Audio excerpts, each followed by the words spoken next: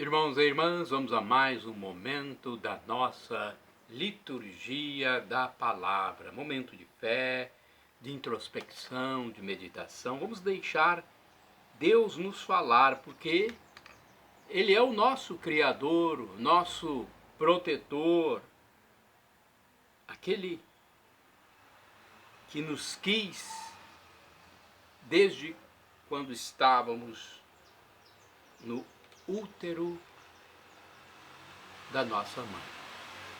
Jesus Cristo, que é Deus, na segunda pessoa da Santíssima Trindade.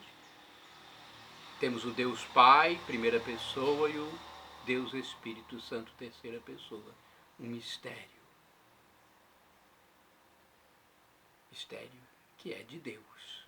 Quem somos nós para querer decifrar esse mistério, né? Três pessoas numa única divindade.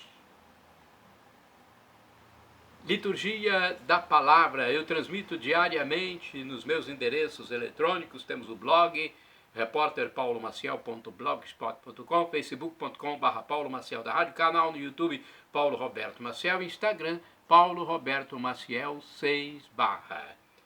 Eu transmito neste vídeo a liturgia referente ao dia 9 de março de 2023, quinta-feira da segunda semana da Quaresma. A cor dos paramentos litúrgicos é roxa, é a cor da Quaresma. No rito da celebração temos o ofício do dia. Antífona da entrada: provai-me, ó Deus, e conhecei meus pensamentos. Vede se ando pela vereda do mal e conduzi-me no caminho da eternidade. Obrigado, meu Senhor. Salmo 138, versículo 23 e o seguinte. Oração do dia. Rezemos. Ó Deus, que amais e restaurais a inocência, orientai para vós os corações dos vossos filhos, para que, renovados pelo vosso Espírito, sejamos firmes na fé e eficientes nas obras, por nosso Senhor Jesus Cristo, vosso Filho, na unidade do Espírito Santo. Assim seja. Primeira leitura, leitura do livro do profeta Jeremias, capítulo 17, versículos do 5º ao 10º. Isto diz o Senhor: maldito o homem que confia no homem e faz consistir sua força na carne humana, enquanto o seu coração se afasta do Senhor. Como os cardos no deserto, ele não vê chegar a floração, prefere vegetar-se na secura do ermo, em região salobra e desabitada. Bendito o homem que confia no Senhor, cuja esperança é o Senhor. É como a árvore plantada junto às águas, que estende as raízes em busca da umidade e por isso não teme a chegada do calor. Sua folhagem mantém-se verde, não sofre míngua em tempo de seca e nunca deixa de dar frutos. Em tudo é enganador o coração, e isto é incurável. Quem poderá conhecê-lo? Eu sou o Senhor, que perscruto o coração e provo os sentimentos, que dou a cada qual conforme o seu proceder e conforme o fruto de suas obras. Palavra do Senhor, graças a Deus. Vamos agora ao Salmo responsorial. É o Salmo 1, versículos do 1º ao 2º, 3º ao 4º, 6º refrão, Salmo 40, versículo 5a. É feliz quem a Deus se confia. Repitamos: é feliz quem a Deus se confia. Feliz é todo aquele que não anda conforme os conselhos dos perversos, que não entra no caminho dos malvados, nem junto aos zombadores vai sentar-se, mas encontra seu prazer na lei de Deus e a medita dia e noite sem cessar. É feliz quem a Deus se confia. Eis que ele é semelhante a uma árvore que à beira da torrente está plantada. Ela sempre dá seus frutos a seu tempo, e jamais as suas folhas vão murchar. Eis que tudo o que ele faz vai prosperar.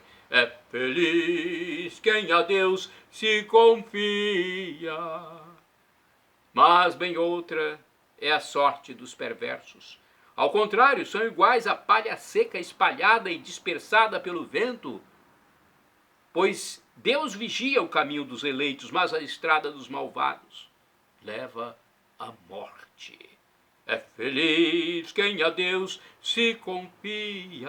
Repitamos: é feliz quem a Deus se confia.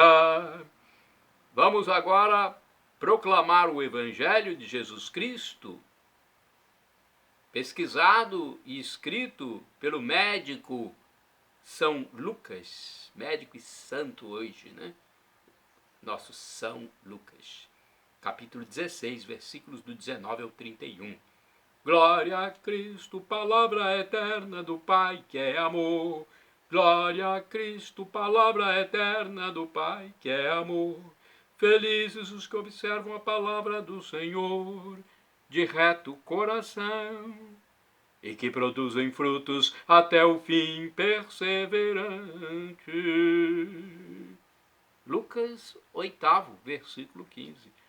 Glória a Cristo, palavra eterna do Pai que é amor. Repitamos: glória a Cristo, palavra eterna do Pai que é amor.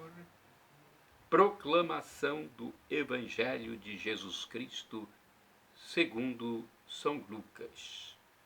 O Senhor esteja convosco, Ele está no meio de nós. Proclamação do Evangelho de Jesus Cristo segundo São Lucas. Glória a vós, Senhor. Pelo sinal da Santa Cruz, livra-nos Deus, nosso Senhor, dos nossos inimigos. Naquele tempo disse Jesus aos fariseus: havia um homem rico que se vestia com roupas finas e elegantes e fazia festas esplêndidas todos os dias.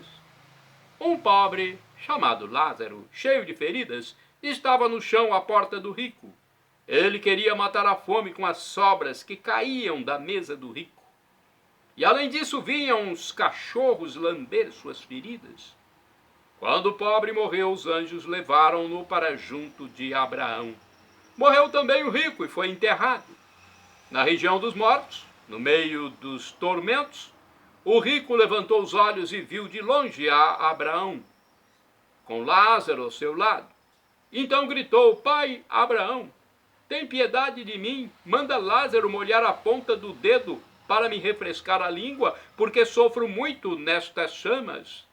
Mas Abraão respondeu: filho, lembra-te de que recebeste teus bens durante a vida, e Lázaro, por sua vez, os males. Agora, porém, ele encontra aqui consolo, e tu és atormentado.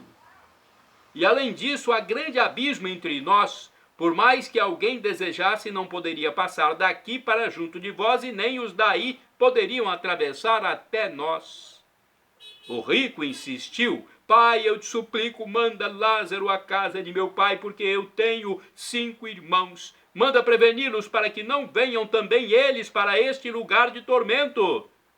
Mas Abraão respondeu: eles têm Moisés e os profetas, que os escutem. O rico insistiu: não, pai Abraão, mas se um dos mortos for até eles, certamente vão se converter. Mas Abraão lhe disse: se não escutam a Moisés, nem aos profetas, eles não acreditarão, mesmo que alguém ressuscite dos mortos. Palavra da salvação, glória a vós, Senhor. Vamos à liturgia comentada de Antônio Carlos Santini. Ele é liderança da comunidade católica Nova Aliança. E-mail santini@novaalianca.com.br. Púrpura e linho é o título da reflexão de Santini, baseada em Lucas 16, versículos do 19 ao 31. Estamos em pleno ambiente da Palestina romana. Na época, os tecidos de púrpura vinham da Fenícia, Na região de Tiro e Sidônia, produzia-se a tintura extraída de um molusco do Mediterrâneo, o murex. Já os tecidos de linho eram importados do Egito, nada que estivesse ao alcance do homem comum. Verdadeiros luxos da elite. Deste modo, com duas rápidas pinceladas, púrpura e linho, o evangelista São Lucas denuncia o refinado padrão de vida do ricaço. Na reluzente escadaria de mármore da mansão disputavam o espaço as chagas e os cães. E o pobre Lázaro, a única personagem das parábolas de Jesus que mereceu um nome próprio, a tal ponto que seu nome passou a ser usado como sinônimo de leproso. Mesmo no interior do Brasil, os hospitais para os enfermos do mal de Hansen eram conhecidos como lazaretos. Lá dentro, esplêndidas festas, fausto e desperdício, miséria cá fora, miséria e fome. Mas era uma situação provisória, como tudo mais nesta vida. Afinal, todos morrem um dia, ricos e pobres. Também estes morreram, Epulão e Lázaro. E a situação se inverte. Este último repousa no seio de Abraão, metáfora para nosso céu. Aquele geme no inferno em tormentos. A linguagem simbólica da parábola apenas indica que os fossos que cavamos neste mundo temporal permanecem intransponíveis na eternidade.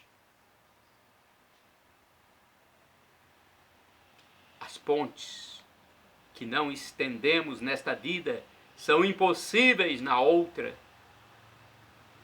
Vendo baldadas suas tentativas de obter algum alívio em suas penas, o ricaço pede que seus irmãos, são outros 5 vivendo a mesma vida, recebam um aviso do além-túmulo. Uma mensagem assim meio espírita teria, pensa ele, a capacidade de chocar e despertar aqueles indiferentes. De qualquer modo, o pedido do condenado não chega a ser atendido. Afinal, seus irmãos já receberam inúmeros recados e foram repetidos avisos ao longo da história de Israel. Moisés e Isaías ficaram roucos de tanto gritar. Moisés e Isaías ficaram roucos de tanto gritar, mas não foram ouvidos. Ora, se nem mesmo a lei e os profetas conseguiram amolecer os corações de pedra, nenhum fantasma o conseguiria. A lição é bem clara. Nossa indiferença diante dos mais necessitados pode custar muito caro. E mais, o pobre que convive conosco é exatamente quem pode nos dar o passaporte para o céu. Irmãos e irmãs, orai sem cessar. A ti, Senhor, o pobre se encomenda. Salmo 10º, versículo 14. Vamos agora ao santo do dia. Eu pesquisei no site do Vaticano. Santo do dia 9 de março. Santa Francisca Romana, fundadora das Oblatas de Tor d'Especchi. Francisca Romana, que viveu entre 1384 e 1440, mulher rica e nobre, iluminou as vielas mais miseráveis da urbe entre o fim do século XIV e a primeira metade do século XV. Foi uma das santas da caridade mais famosas da Igreja. Anticonformista, escolheu o bem como objetivo de vida por amor a Cristo. Com um manto estranho, bruto, de cor verde escuro, Francisca passa pelas vielas de uma Roma órfã da antiga majestade passa rapidamente entre as ruínas e muros desabados, onde uma vez reinava a glória de igrejas e palácios. Depois, no início do século XV, tornaram-se uma deteriorada miséria. Não obstante, suas vestes que usava, embora pobres, se desentoavam com a atitude de uma mulher de cerca de 30 anos, bela, mas não vistosa, elegante, mas sem frieza. Trata-se de Francisca Bussa, da família dos Ponciani, nobre romana, esposa de Lourenço, jovem de uma prestigiosa linhagem. Seu comportamento original suscita gozação entre os senhores e mexericos sarcásticos entre as matronas. Enfim, era vista como traidora da própria casta. Sem se importar pelas conversas fiadas, ela continuava a conquistar todos com graça invejável. Francisca não só transformou o palácio de Trastevere, onde vivia em uma espécie de central de assistência aos pobres, até o mais miserável dos pobres sabia que ali na casa Ponciani podia encontrar um pedaço de pão, um copo de vinho, roupa decente, um pouco de dinheiro, mas até estendia a mão na saída das igrejas ou ia bater as portas de seus nobres conhecidos para pedir esmola no lugar de quem se envergonhava de fazê-lo. Diante desta sua atitude anticonformista, também seus familiares se rendem. Certa vez, seu sogro, cansado de dar contínuas esmolas aos mendigos, tirou-lhe as chaves das despensas e esvaziou os celeiros da família. No entanto, após alguns dias, os celeiros onde havia permanecido somente casca de milho se encheram novamente de quintais de ótimo trigo que ninguém havia comprado. Francisca era uma mulher rica e nobre, diferente, rica, mas repleta de piedade, que se preocupava com os excluídos, tratava os homens e mulheres da servidão como seus irmãos e irmãs, como eles mesmos testemunham. Esta nobre senhora, que não se apresentava com roupas de seda e joias para não demonstrar seu status, pelo contrário, ela havia vendido tudo para saciar a fome dos pobres e cuidar dos mais necessitados. Ela não mantinha a sua alegria oculta em um cofre visível a poucos, mas em um coração totalmente aberto a todos, dia e noite, como os portões de casa, sem deixar de mãos vazias aquele Jesus que se apresentava como indigente. Ao tornar-se esposa e mãe, em idade muito jovem, Francisca foi sempre muito carinhosa com o marido e com seus 3 filhos, dos quais 2 faleceram cedo. Desde criança queria consagrar-se à vida religiosa, mas o matrimônio fazia parte de um daqueles clássicos acordos da época entre as famílias importantes. Por isso encontrou uma forma peculiar de viver seu papel sem sufocar a sua inspiração de servir, resultado de uma fé composta e fortalecida de oração e de uma série de penitências físicas. São documentados ataques demoníacos contra sua pessoa, mediante violências e torturas, mas também muitos sinais e curas extraordinárias devido à caridade da Secolela, como era chamada.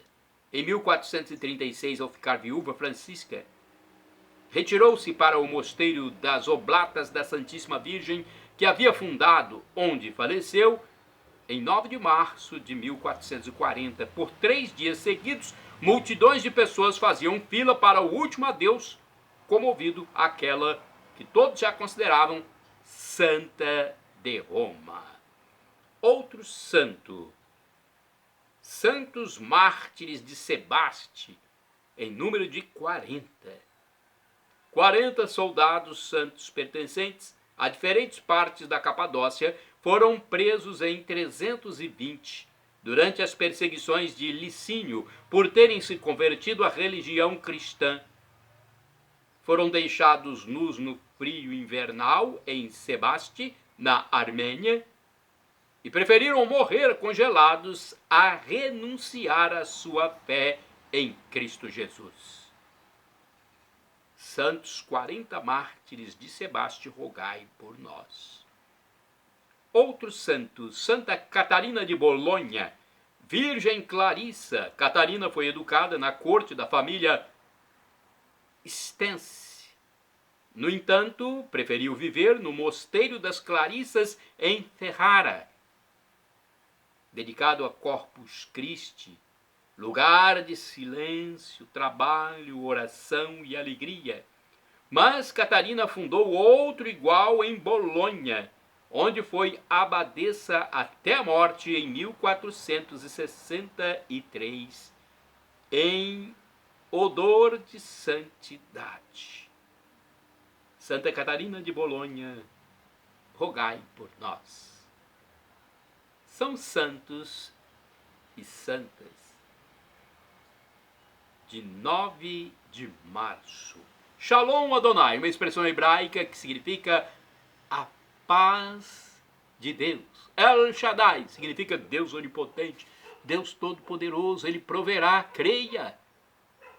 E Maranatá, do dialeto de Jesus, o aramaico para o português: vinde, Senhor Jesus, vem, Senhor.